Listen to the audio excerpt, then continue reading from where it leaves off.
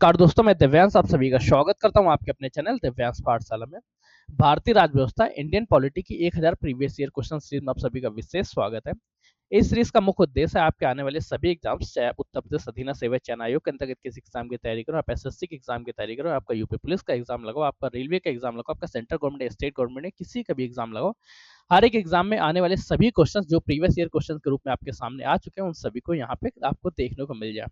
आज हमारी 6 क्लास है जिसमें हम लोग चर्चा कर रहे हैं भारत के संविधान के भाग 5 आर्टिकल 52 से लेके 151 के मध्य के बारे में, 52 से लेके 151 के मध्य के बारे में। चलिए आज की क्लास को स्टार्ट करते हैं। आज की क्लास को स्टार्ट करने से पहले दो आप लोगों के लिए न्यूज है। सबसे पहली न्यूज तो आपके फेवर की, सेकंड मेरे फेवर की, आपके पहले की चर्चा करते हैं। एक नंबर है 9889057003। अगर आपको किसी भी सब्जेक्ट के नोट्स चाहिए, आपको पीडीएफ नोट्स चाहिए, स्टडी मटेरियल चाहिए, तो आपको टाइप करना पड़ेगा, लिखना होगा नोट्स, उसके बाद एक स्पेस देना होगा। जैसे पॉलिटिक्स चाहिए तो मैं लिख दूंगा नोट्स पॉलिटी, हिस्ट्री चाहिए नोट्स के बाद हिस्ट्री लिख देंगे, अगर इंग्लिश की चाहिए नोट्स के बाद इंग्लिश लिख देंगे, अगर ज्योग्राफी चाहिए नोट्स के बाद ज्योग्राफी कर देंगे। इस तरह से आपको सेंड करना होगा इस नंबर पे 9889057003 पे। इसके बाद आपको जल्द ही उन सभी सब्जेक्ट के नोट्स मिल जाएंगे या आपको एक ग्रुप में ऐड कर दिया जाएगा जहां पे सभी को ग्रुप्स में, ताकि सभी को नोट्स प्राप्त हो सके, क्योंकि लगातार क्वेरीज बहुत आती जा रही है जिस वजह से थोड़ा सा एरर आ रहा। और हाँ, बहुत सारे लोगों के कॉल्स आए थे जिनका ये कहना था सर मैं व्हाट्सएप के माध्यम से अपने नंबर्स को नहीं शेयर करना चाहती, क्योंकि आप ग्रुप में जुड़ेंगे तो ग्रुप से लगातार फिर नंबर्स बहुत स्प्रेड होते हैं। तो उसके लिए आपको क्या करना है, टेलीग्राम पे एक हैंडल है लिखिएगा DEVYANSH दिव्यांश पाठशाला PATHSHALA, इसको टाइप करिएगा। यहाँ पे आपको सारे सारे पीडीएफ नोट्स मिल जाएंगे। चलिए आज के सेशन को स्टार्ट करते हैं। हमारा पहला क्वेश्चन क्या है, भारतीय संविधान का कौन सा अनुच्छेद राष्ट्रपति के सदनों में अभिभाषण के और उन्हें संदेश भेजने के अधिकार से संबंधित है। आपको उस आर्टिकल के बारे में बताना है, आपको उस अनुच्छेद के बारे में बताना है जिसके तहत राष्ट्रपति अभिभाषण देते हैं सदनों में। वो भी कौन सा सदन होंगे, हमारे यहाँ दो ही सदन है, एक लोकसभा है तथा एक राज्यसभा है, तो दोनों में देंगे। राष्ट्रपति आर्टिकल 86 के तहत, आर्टिकल 86 के तहत दोनों सदनों में अभिभाषण देते हैं। ठीक है, कंफर्म रखिएगा। ऑप्शन कौन सा रहेगा? अच्छा, मैं आपको इसके बाद सभी के एग्जाम्स में, सभी क्वेश्चंस में 2 सेकंड का टाइम दूंगा, 2 सेकंड बाद जाके हम लोग स्टार्ट किया करेंगे। अभिभाषण की शक्ति किसमें? आर्टिकल 86 में वर्णन की। आर्टिकल 88 क्या कहता है? आर्टिकल 88 कहता है प्रधानमंत्री व महान्यायवादी, प्रधानमंत्री व महान्यायवादी को विशेष अधिकार देता है कि वो किसी भी सदन में बैठ सकते हैं तथा किसी भी सदन की कार्रवाई में भाग ले सकते हैं। आर्टिकल 90 के बारे में चर्चा करें। आर्टिकल 90 बताता है कि उपसभापति का जब पद रिक्त हो जाएगा तो यह पद रिक्त होना, यह पद का त्याग करना, यह पद से हटाए जाने के लिए कौन से पावर की जरूरत होगी या किस आधार पर उनको पद से हटाया जाएगा। ठीक, फिर चर्चा करते हैं अगला क्वेश्चन। अच्छा, एक आर्टिकल बच गया था, चलिए कौन सा? आर्टिकल 86, आर्टिकल 84 बच गया था। आर्टिकल 86 कंफर्म हो गया। 86 में क्या है? अभिभाषण की शक्ति के बारे में बताता है। और आर्टिकल 88 क्या है? प्रधानमंत्री व महान्यायवादी को विशेष अधिकार देता है कि वो किसी भी सदन में बैठ सकते हैं। आर्टिकल 90 क्या कहता है? उपसभापति को किस प्रकार से उनके पद से हटाया जाएगा। आर्टिकल 84 कहता है संसद के सदस्यों की योग्यता किस प्रकार की होगी, संसद में बैठने के लिए आपकी योग्यता क्या होगी। नेक्स्ट देखते हैं, भारतीय संविधान के किस अनुच्छेद के अंतर्गत वित्तीय आपातकाल घोषित किया जाता है। जब आपातकाल के बारे में चर्चा करें तो भारत में आपातकाल की घोषणा राष्ट्रपति जी करते हैं। उसके लिए 3 आर्टिकल है। एक आर्टिकल 352 है, 356 है, 360 है। नहीं याद हो रहा तो 4-4 के गैप से लिखिएगा, 52, 56, 60। 52 क्या कहता है? 52 कहता है राष्ट्रीय आपातकाल के बारे में, मतलब जब कभी संपूर्ण देश में लगेगा तो ये लगेगा आर्टिकल 352 राष्ट्रीय आपातकाल। 356 क्या होता है? 356 के तहत राष्ट्रपति शासन लगाया जाता है। राष्ट्रपति शासन मतलब क्या? किसी विशेष राज्य में इस आधार पर या किसी विशेष राज्य क्षेत्र में अगर आपातकाल लगेगा तो उसे राष्ट्रपति शासन कहेंगे या इसे राज्य हेतु आपातकाल भी। आर्टिकल 360 क्या कहता है? वित्तीय आपातकाल के बारे में चर्चा करता है। अब आपसे एग्जाम देखिए, क्वेश्चन देखिए, क्वेश्चन में किस बारे में चर्चा कर रहा है। क्वेश्चन में पूछा है वित्तीय आपातकाल के बारे में, मतलब कौन सा? Article 360 confirm. अगला क्वेश्चन देखते हैं। अगला क्वेश्चन हमसे पूछा जा रहा है भारत के मुख्य चुनाव आयुक्त की नियुक्ति किसके द्वारा की जाती है। अब निर्वाचन आयोग होगा। सबसे पहले तो निर्वाचन आयोग का कार्य क्या होता है? समय समय पे चुनाव को सुचारू रूप से एवं निष्पक्ष ढंग से कराया जा सके। और चुनाव निर्वाचन आयोग या चुनाव आयोग की हमारे यहाँ स्थापना कब होती है? इसकी स्थापना होती है हमारे यहाँ 25 जनवरी 1950 को इसकी स्थापना होती है। यह एक स्थायी संवैधानिक निकाय है। अगर आपसे क्वेश्चन पूछ लिया जाए पहला चुनाव आयुक्त कौन से थे, पहला मुख्य चुनाव आयुक्त कौन से, दो क्वेश्चन आपसे यहाँ से बहुत फेमस है, पहला मुख्य चुनाव आयुक्त, चुनाव आयुक्त कौन बने थे, तथा दूसरा आपसे क्वेश्चन पूछा जाएगा कि पहली महिला चुनाव आयुक्त, मुख्य चुनाव आयुक्त क्या बने। जो सबसे पहले थे वो थे शिव कुमार सेन, नाम याद रखिएगा, नाम अगर आपको याद हो गया फिर मजा ही मजा है आपके, फिर क्या कहना। और अगर पहली फीमेल के बारे में चर्चा करें, पहली फीमेल मुख्य चुनाव आयुक्त कौन बनी थी, वीएस रामादेवी जी बनी थी। वर्तमान समय में कौन है आप लोग कमेंट करके बताइएगा। और ऊपर वाले क्वेश्चन के जवाब के लिए आपको 2 सेकंड से ज्यादा का वक्त मिल चुका है, तो अब हम लोग जवाब दे ही देते हैं कि भारत के पहले मुख्य चुनाव आयुक्त की नियुक्ति किसके द्वारा, मुख्य चुनाव आयुक्त की नियुक्ति किसके द्वारा की जाती है, राष्ट्रपति द्वारा। अगर मुख्य चुनाव आयुक्त ना भी लिखा जाए, केवल चुनाव आयुक्त के बारे में भी चर्चा करें, तो भारत में चुनाव आयुक्त की जो नियुक्ति होती है वो भी श्री राष्ट्रपति जी के द्वारा ही की जाती है। अगला क्वेश्चन देखते हैं, अगला क्वेश्चन क्या पूछ रहा है, अगला क्वेश्चन हमसे पूछता है कि भारतीय संविधान का कौन सा अनुच्छेद संघ की कार्यपालिका शक्तियों से संबंधित है। देखिए संघ की जब कार्यपालिका संबंधियों के बारे में चर्चा करें, राष्ट्रपति की कार्यपालिका शक्तियों के बारे में चर्चा करें, तो उसका चर्चा भारतीय संविधान के आर्टिकल 53 में किया गया है। आर्टिकल 53 या जिसको हम लोग हिंदी में बोल सकते हैं अनुच्छेद 53 के तहत। देखिए अब अनुच्छेद जब 53 आ रहा तो 52 53 को एक बार देख लेते हैं। अनुच्छेद 52 कहता है, अनुच्छेद 52 कहता है राष्ट्रपति का एक पद होगा। अनुच्छेद 53 क्या कहता है, अनुच्छेद 53 कहता है राष्ट्रपति कार्यपालिका शक्तियों का हेड होगा तथा कार्यपालिका की समस्त शक्तियां राष्ट्रपति में निहित होगी।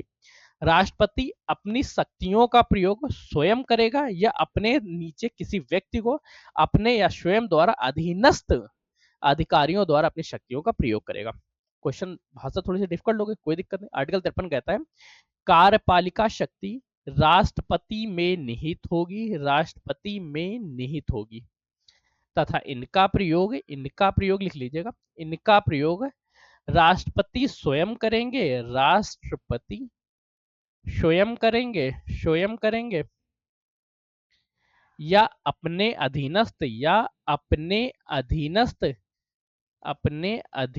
नियुक्त व्यक्ति द्वारा शक्ति का प्रयोग करेंगे। ठीक, कंफर्म हो गया, शक्ति का प्रयोग करेंगे। अगला क्वेश्चन देखते हैं, नेक्स्ट क्वेश्चन क्या पूछ रहा है, नेक्स्ट क्वेश्चन हमसे पूछ रहा है भारत के राष्ट्रपति चुनाव एक निर्वाचन मंडल द्वारा किया जाता है जिसमें ये शामिल होते हैं। दो ऑप्शन आपको दिए गए, संसद के दोनों सदनों लोकसभा व राज्यसभा के निर्वाचित सदस्य, बिल्कुल सही बात कही है। दूसरा कह रहा है राज्य विधानसभाओं के निर्वाचित सदस्य, ये भी बात सही है। तो ऑप्शन कौन सा सही होगा, एक और दो दोनों सत्य है, मतलब हम लोग ऑप्शन लगाएंगे यहाँ पे एक और दोनों सत्य है। अब निर्वाचन मंडल देख लेते हैं। एक्चुअली राष्ट्रपति का चुनाव के लिए आप कभी खुद वोट नहीं देने जाते, बल्कि आपने लोकसभा के सदस्यों को निर्वाचित किया, लोकसभा के सदस्य निर्वाचित करते हैं राज्यसभा के सदस्यों को। तो ये दोनों जितने भी निर्वाचित सदस्य होंगे ये शामिल होंगे।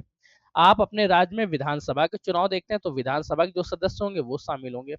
इसके साथ ही दिल्ली और पुदुचेरी या पांडुचेरी इन दोनों में भी विधानसभा है तो यहाँ के भी सदस्य शामिल होंगे।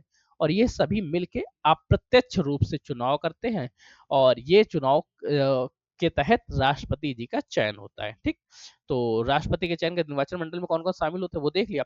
इनकी शक्तियों के बारे में बाद में देखते हैं, अभी हम लोग देखते हैं अगला क्वेश्चन। अगला क्वेश्चन हमसे क्या पूछ रहा है, निम्नलिखित में से संविधान का कौन सा अनुच्छेद संसद में राष्ट्रपति की विशेष अभिभाषण के बारे में बताता है। तो अच्छा विशेष अभिभाषण है क्या, पहले ये देखिए। जब कभी भी लोकसभा का गठन किया जाता है तो लोकसभा के गठन के समय एक पहला भाषण होता है। पहला भाषण देता कौन है, राष्ट्रपति द्वारा। या प्रतिवर्ष जब कभी भी संसद बुलाई जाती तो संसद बुलाने के समय संसद आहूत की जाती है। लिखने का याद रखिएगा, आपको भाषा ये दी जाएगी, संसद आहूति कब की जाती है। ठीक है, संसद आहूति व संसद का आह्वान कब किया जाता है। ठीक है, ये दोनों कार्य मतलब संसद को पहली बार बुलाना, पहली संसद का बुलाना तथा संसद को पहली बार बुलाना। पहली बार बुलाने का मतलब क्या है, आपने देखा होगा शीतकालीन सदन चल रहा है, ग्रीष्मकालीन सदन चल रहा है, विशेष सदन चल रहा है। जब कभी इस तरह के सदन बुलाए जाते हैं तो उस सदन को बुलाते समय राष्ट्रपति जी एक भाषण देते हैं सबसे पहले, और उस भाषण में ये प्रस्तुत करते हैं कि हमारा एम क्या है, हम किन किन विषय पे चर्चा करना चाहते हैं तथा भारत के संयुक्त विकास को कितना आगे बढ़ाना चाहते हैं। इन सभी के बारे में जो पहले भाषण में चर्चा की जाती है वो राष्ट्रपति का विशेष भाषण कहलाता है। और इसका वर्णन भारतीय संविधान के आर्टिकल 87 के तहत किया गया। आर्टिकल मतलब अनुच्छेद 87 के तहत इसका वर्णन किया गया। अगला क्वेश्चन देखते हैं। अगला क्वेश्चन हमसे पूछ रहा है, जब भारत में भारत में जब संसद के अतिक्रमण उल्लंघन के लिए राष्ट्रपति पर महाभियोग चलाना होता है तो आरोप के द्वारा लाया जा सकता है। संसद के किसी, केवल लोकसभा में नहीं, संसद के किसी भी सदन में, बात बिल्कुल सही कर रहा है। देखिए, जब कभी भी महाभियोग लगाया जाएगा तो महाभियोग पहली बात तो लगाना थोड़ा सा टफ टास्क होता है, परंतु ये महाभियोग लगाया जाएगा आर्टिकल 61 के तहत। अनुच्छेद याद हो गए। इसको लाने के लिए क्या रहेगा, आपका भाषण चाहे लोकसभा में आया हो चाहे राज्यसभा में आया हो, किसी भी सदन में आया हो, उस सदन के 2/3 सदस्यों द्वारा पास होकर दूसरे सदन में जाना चाहिए, वहां पे 2/3 सदस्यों द्वारा पास होना चाहिए। अगर दोनों तरफ से पास हो जाता है तो राष्ट्रपति जी को राज्यसभा में एक मत दिया जाएगा कि वो अपना पक्ष रख सकें। अगर आप पक्ष रखते हैं तो ठीक, नहीं रखते हैं तो ठीक, फिर आगे से कार्रवाई करके उनको राष्ट्रपति के पद के हटा दिया जाएगा, परंतु 2/3 विशेष बहुमत द्वारा इसे पास होना चाहिए। अगला क्वेश्चन देखते हैं। अगला क्वेश्चन हमसे पूछ रहा है, निम्न में से भारतीय सशस्त्र बलों का सर्वोच्च कमांडर कौन रहता है? देखिए, भारतीय सशस्त्र बलों के अगर सर्वोच्च कमांडर के बारे में चर्चा करें या कमांडर इन चीफ के बारे में चर्चा करें तो सर्वोच्च कमांडर, कमांडर इन चीफ, ये पद दिया जाता है भारत के राष्ट्रपति जी को। अगला क्वेश्चन देखते हैं। अगला क्वेश्चन क्या पूछ रहा है, भारतीय संविधान का कौन सा अनुच्छेद राष्ट्रपति द्वारा शपथ या प्रतिज्ञान के बारे में संबंधित है? जब राष्ट्रपति के शपथ के बारे में चर्चा करें तो राष्ट्रपति जी के शपथ दिलाने का कार्य अनुच्छेद 60 में वर्णित है, और ये कार्य दिया किसके द्वारा जाता है? भारत के जो उच्चतम न्यायालय होगा, मतलब भारत जो सुप्रीम कोर्ट है, सुप्रीम कोर्ट के जो तत्कालीन मुख्य न्यायाधीश होंगे वो इन्हें शपथ दिलाएंगे। अगर किसी कारणवश मुख्य न्यायाधीश उपस्थित नहीं रहते हैं तो मुख्य न्यायाधीश का जो वरिष्ठ न्यायाधीश होगा, वरिष्ठ न्यायाधीश होगा तत्कालीन उपस्थिति में, वो इस बात को, अगर वरिष्ठ न्यायाधीश कोई भी नहीं रहता है तब जाके उपराष्ट्रपति, फिर धीरे धीरे पदानुक्रम धीरे धीरे बदलता रहता है।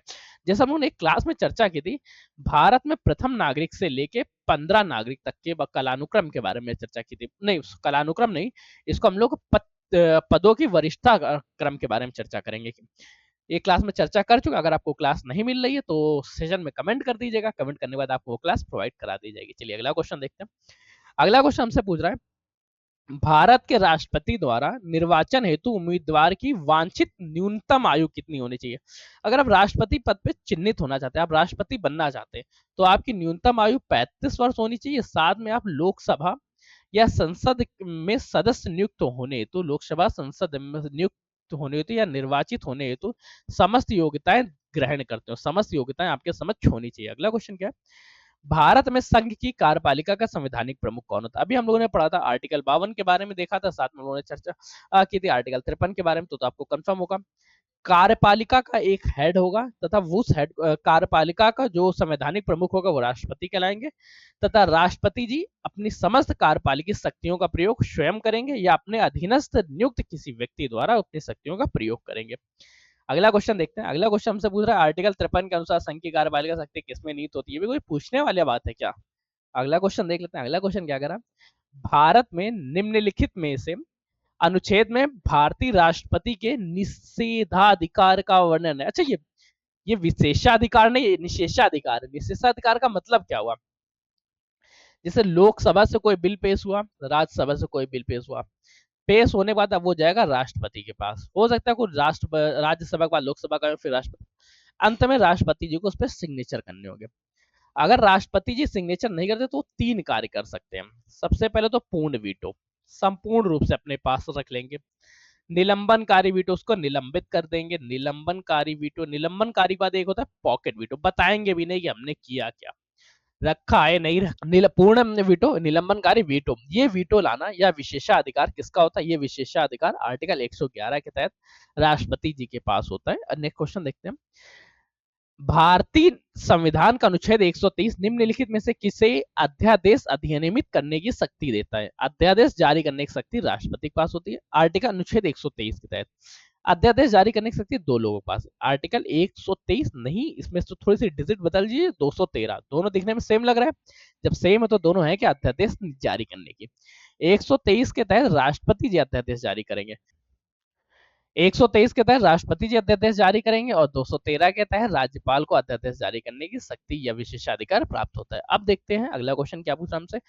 अगला क्वेश्चन हमसे पूछ रहा है राष्ट्रपति, अगला क्वेश्चन हमसे पूछता है, बड़ा छोटा सा पूछ रहा है, बड़ा भारी सा देखने में, लेकिन भारतीय संविधान राष्ट्रपति को 3 प्रकार के आपातकालों की घोषणा करने का अधिकार देता है।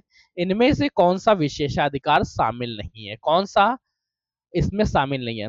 राष्ट्र वित्तीय आपातकाल 352 हम लोगों ने पढ़ा, वित्तीय आपातकाल 360 हम लोगों ने पढ़ा, 356 राज्य में आपातकाल या राष्ट्रपति। परंतु भारत सार्वजनिक स्वास्थ्य आपातकाल की कोई भी घोषणा नहीं की गई, अर्थात ऑप्शन नंबर कौन सा सही रहेगा? देखो यहाँ के हिसाब से देखना, नहीं के हिसाब से, नहीं के हिसाब से आपका 358 नंबर सही होगा। चलिए, आपको सेशन कैसा लगा आप लोग कमेंट करके बताइएगा। पसंद आया तो लाइक करके दोस्तों का शेयर कर दीजिएगा, चैनल को अभी सब्सक्राइब नहीं किया तो सब्सक्राइब कर लीजिएगा। और जो एक मोस्ट इंपॉर्टेंट, अगर आपको किसी सब्जेक्ट का नोट्स चाहिए तो आपको करना क्या है, नोट्स लिखना है, स्पेस लगाना है, आपको सब्जेक्ट का नाम, जैसे हिंदी चाहिए notes Hindi, notes polity, notes history, इस तरह से आपको टाइप करना है। आपको जल्द ही मैसेज प्राप्त हो जाएगा और ये सारे के सारे नोट्स आप लोगों को मिल जाएंगे। सेशन अच्छा लग रहा हो तो सेशन को लाइक करके दोस्तों शेयर कर दीजिएगा, चैनल पर नया है चैनल को सब्सक्राइब कर लीजिएगा। तब तक के लिए कीप स्टडिंग, कीप स्माइलिंग, पढ़ते रहिए, मुस्कुराते रहिए। पढ़ाई मुस्कुराहट एक साथ अच्छी लगती है, अकेले में दोनों ही अधूरे हैं। धन्यवाद दोस्तों।